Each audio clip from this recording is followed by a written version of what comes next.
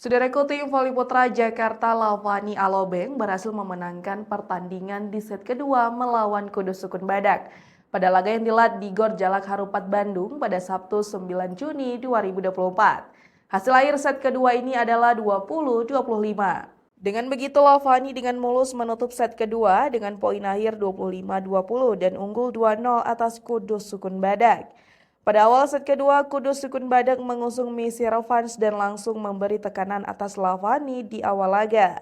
Lewat poin-poin keunggulan, Kudus Sukun Badak memulai kebangkitannya dan memimpin dengan kedudukan 5-2 atas Lavani.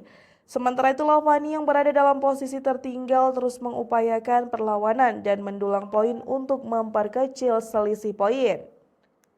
Upaya tersebut berhasil dilakukan Fahri Septian dan kawan-kawan dengan menyamakan kedudukan atas Kudus Sukun Badak lewat poin sementara 7-7.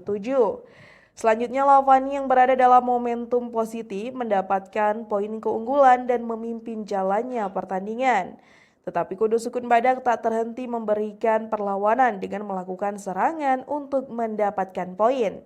Di sisi lain, Lavani lewat pemain handalnya Renan Buyati dan Oriol Kamejo mendapatkan poin beruntun dan memimpin dengan keunggulan 15-12 di pertengahan set kedua.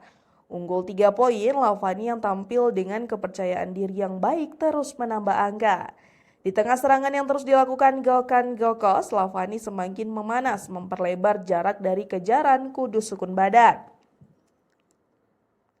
Ditambah penampilan apik Oriol Kamejo, pemain asing baru Lavani yang mulai menunjukkan tajinya. Sementara itu, Kudus Sukun Badak yang berada dalam situasi sulit berupaya keras untuk mendapatkan poin.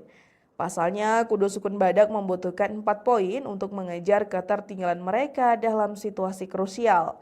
Memasuki penghujung set kedua, Lavani kembali menambah angka dominasi mereka dengan kedudukan 21-16. Selanjutnya, Leandro Martins dari kubu Kudus Sukun Badak menambah 1 poin berharga untuk memperketat selisih poin.